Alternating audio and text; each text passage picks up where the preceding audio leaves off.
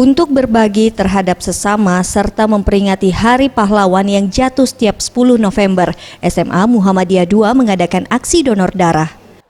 Kepala SMA Muhammadiyah II, Doso Susilo, mengatakan aksi donor darah ini diikuti oleh 50 siswa kelas 12 ditambah dengan jajaran Dewan Guru yang melibatkan PMI Kota Palembang. Dengan kegiatan ini mengajarkan para siswa untuk menghargai perjuangan para pahlawan serta berbagi terhadap sesama dengan setetes darah, bukan hanya materi dan uang.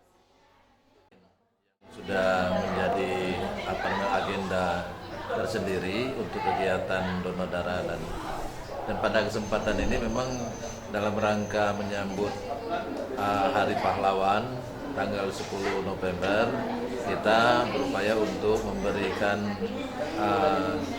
semangat jiwa berkorban kita terhadap bangsa dan negara ini dengan salah satunya adalah dengan kegiatan donor.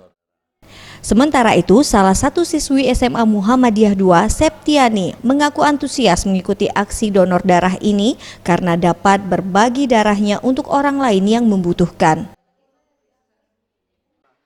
Aja untuk berbagi kepada orang yang membutuhkan seperti orang yang sedang kekurangan darah seperti itu.